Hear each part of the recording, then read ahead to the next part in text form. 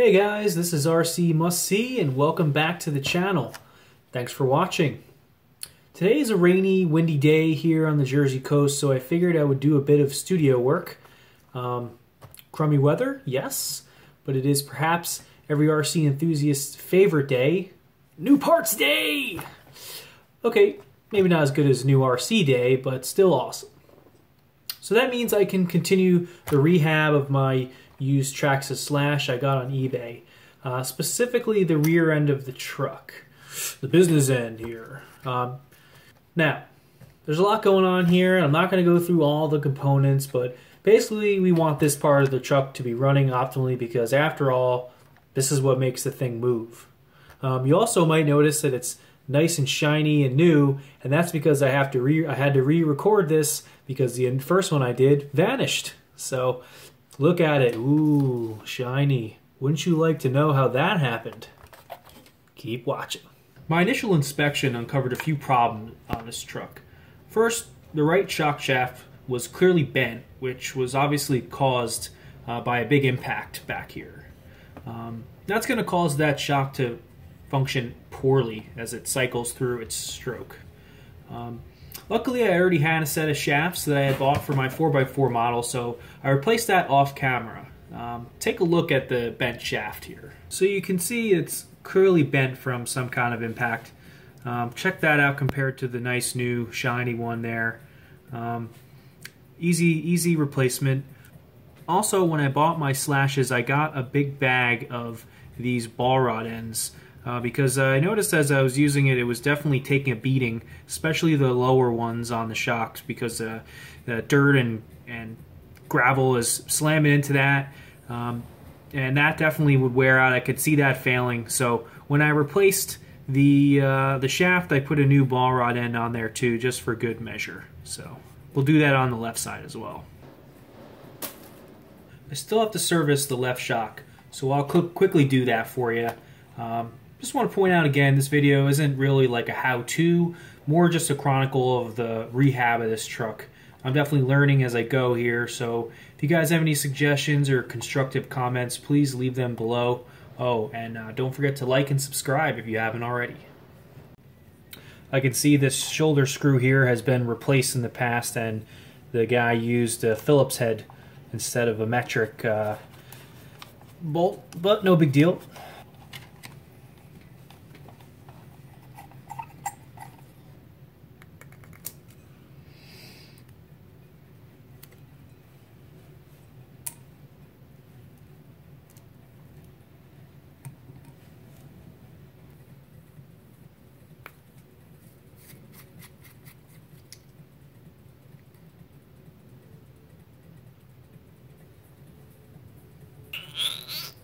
Alright, you could see definitely some contamination in that fluid, but not as bad as the front. At least it has fluid in it. The front, if you remember on the last video, they were pretty much empty. So this looks good. Just continue the disassembly process here, and we'll see how the rest of the shock looks.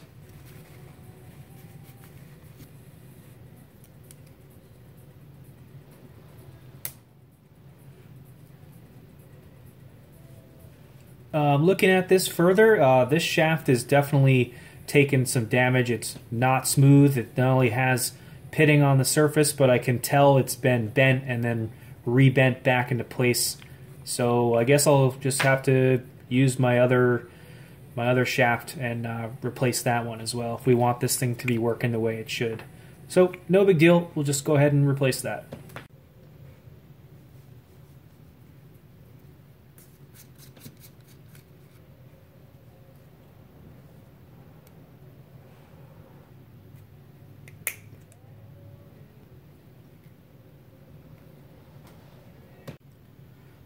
Alright, so I got looks like a rubber bump stop there. First E-clip, retainer clip, the piston itself, and then just have to reinstall the top retainer clip here. There we go. I did check the seals on the shock. Everything looked good, and I cleaned those, so that should help with that. Make sure it seats in its home there. Much smoother than before.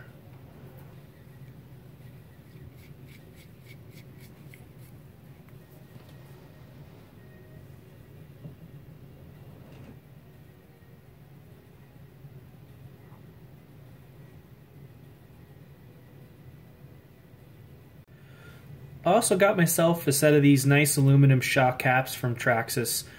From what I hear, this is one of the more smart upgrades to make on any slash. The stock ones do have a tendency to kind of pop off on a hard landing, and that spills out the fluid, you know, shoots it out and gets all over your truck. Definitely is a mess, so we don't like that. From what I hear, this is just a pure fix for that. Really, these are, I think, $15, so worth every penny. Go ahead and pop that on there, and I'll also put that on the other shock which I had serviced yesterday. And we have them for the front too, so even better. Okay, so here's my new ball rod end and ball. That needs to be kind of pressed into the plastic end there. And here's the old one. The ball does look like it's a little bit different design, maybe specific to the lower shock. This is like a wider base plate here. But I'm going to use this new one anyway. I don't really see that being a big issue, but we'll find out when I start actually running the truck.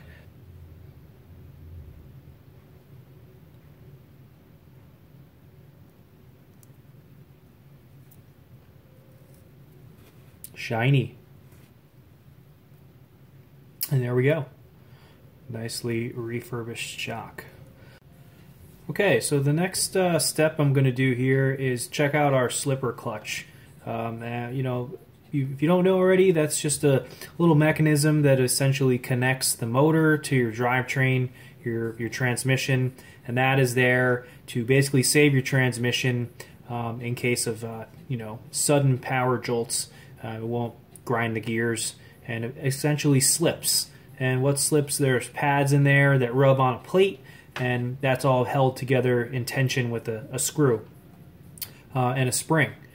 So we'll just take that apart and check the pads. This is being a used truck, and see if we need to replace those. That'll also clear some space for some other things we're going to do today.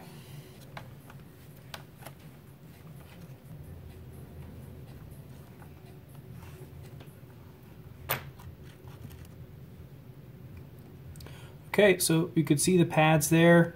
Yeah, I got a little use on them, but still look pretty good. Plenty of meat left on there. Here's the plate, which the pads slide on. Little bit grooved, but probably still good. And then the kind of the cooling aluminum backing plate there.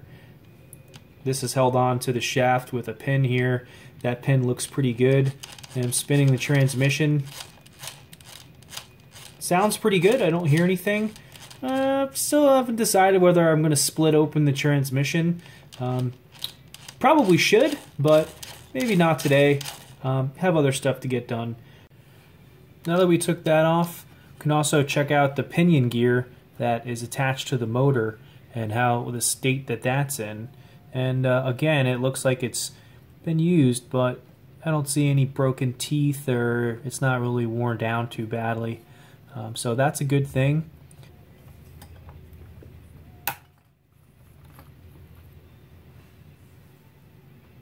There you have it.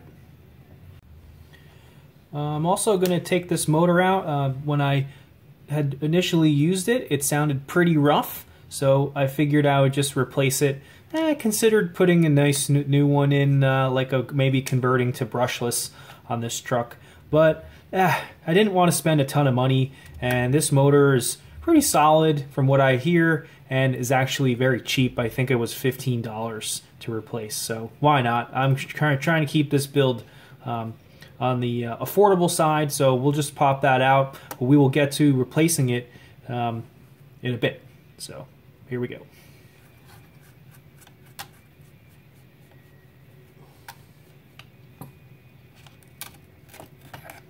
Voila. Alright, with the motor out, you can look in that motor compartment there, and you can see it's filled with rocks and dust. So I'll clean that up before we put the new one in, but we'll do that while that's out.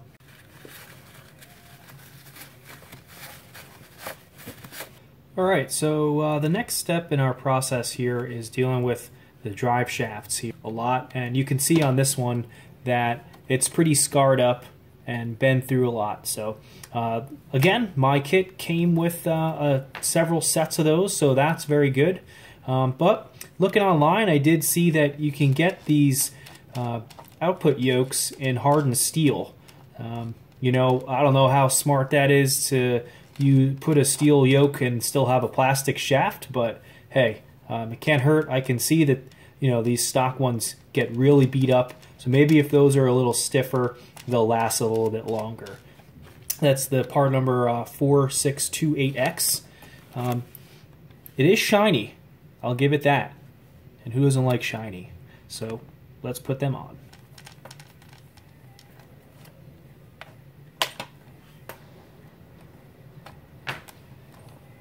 And there you have the old one unattached.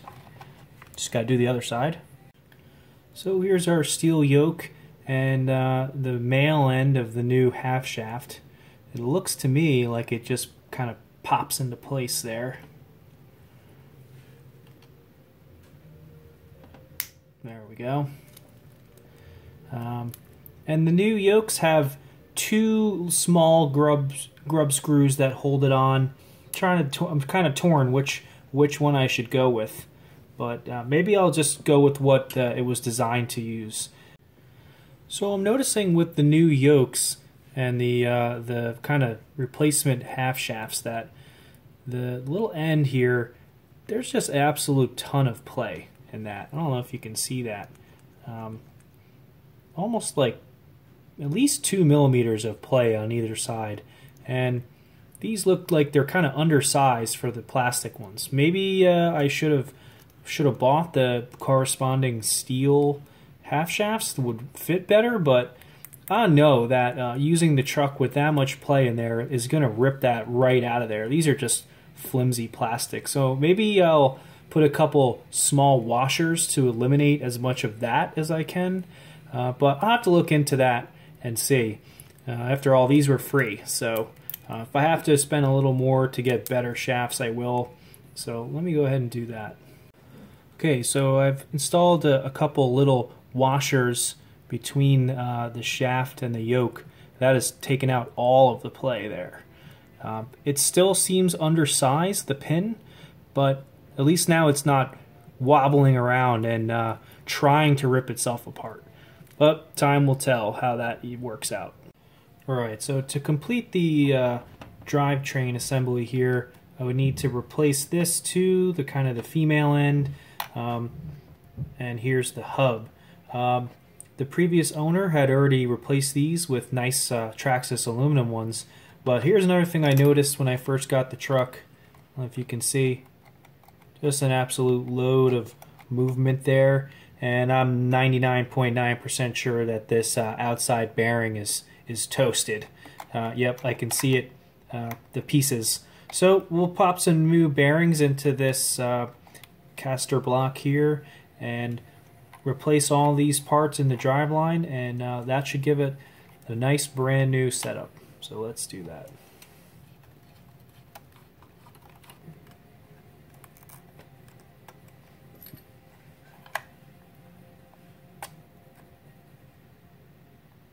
And you can see the bearing just fell apart. And there you have it. Not a ball left. And this side isn't much better, so 2 new bearings. There's the outer race. Hopefully our block isn't damaged at all. There's the rubber seal. Looks okay, still smooth. Pop this other one out. There we go. Yep, that one's shot too, no doubt.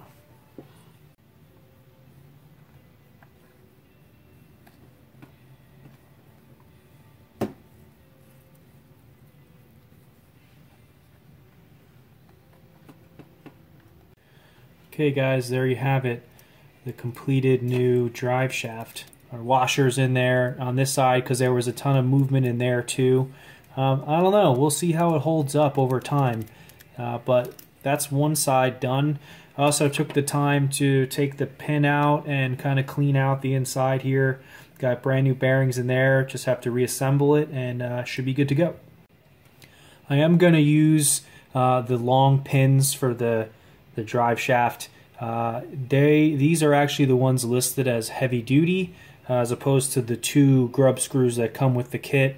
I feel like if I Loctite that and put that through the setup, this is, I think, going to be the stronger setup, but we'll find out.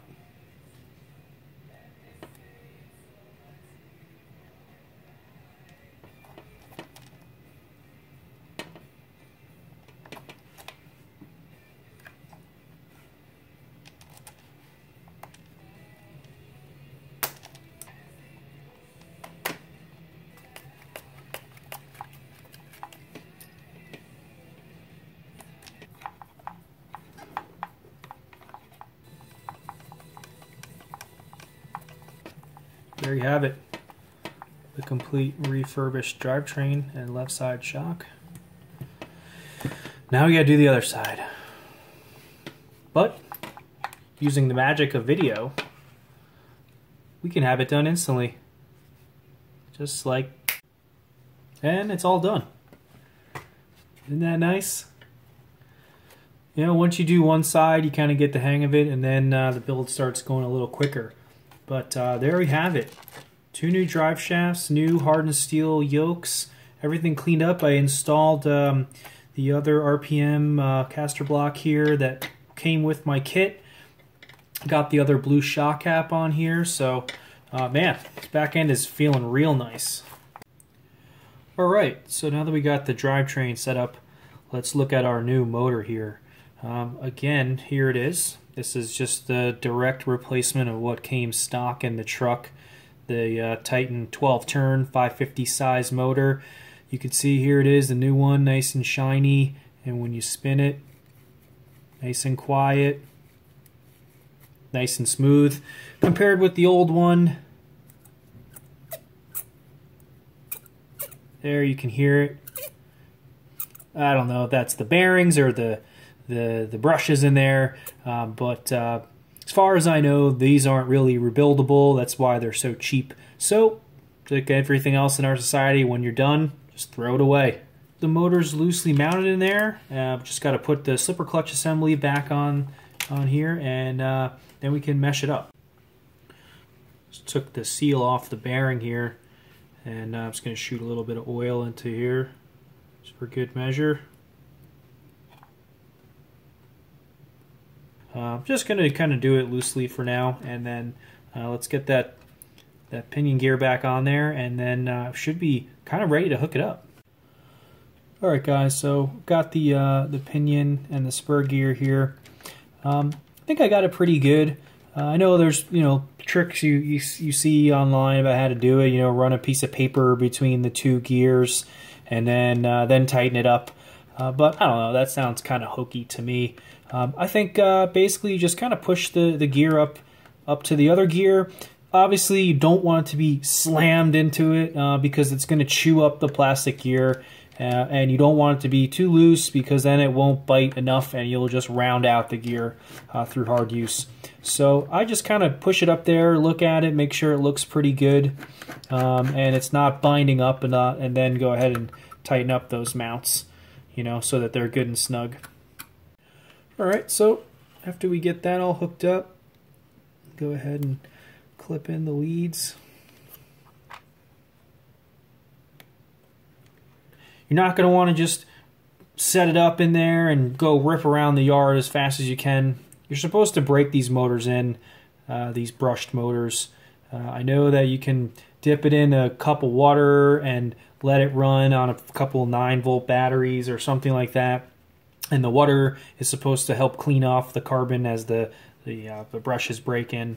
I don't know how I feel about that. I'm sure you can do that, but something about that kind of freaks me out, especially because there are kind of like bearings in there on both sides, or at least bushings, and I don't want to let water sit in there and rust it. So I'm just going to hook up a battery and get my remote and use the throttle trim and just let the motor run for like maybe 20 minutes on its own. Just spin without the car on the ground, and then you're supposed to clean out the motor, and then you should be good to go. So I'm going to get that process going here. All right, so transmitter on.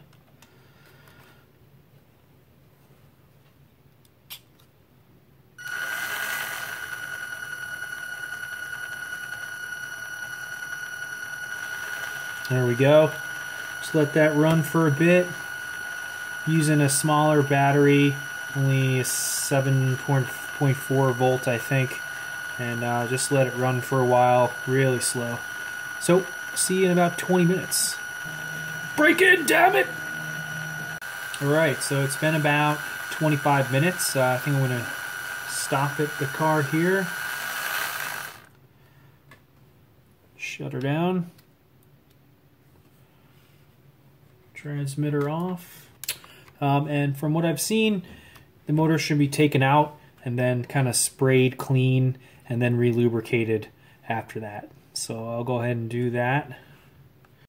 Okay, I think that's going to do it. I broke it in off camera. I cleaned the motor out and then I had to remesh the gear there. But I have one last thing for this truck. Figured even though I got 2 sets of wheels, why not put a nice new set of tires on there, tires and wheels, because that makes a big difference. Now these are the stock tires off of a Traxxas Slash, actually specifically off the 4-wheel drive truck that I have. I really like them. They're kind of like the mud tread pattern. Now I know that the Slash 2-wheel drive is supposed to use specific wheels for the front, where the 4-wheel drive uses the same ones on all 4 corners. But it seemed to fit, and I think it'll still work. Guys, if you can let me know why that wouldn't work, let me know in the comments. I'm sure I could look it up, but so I'll just bolt these on, and then the whole chassis, the rolling chassis, will be all done.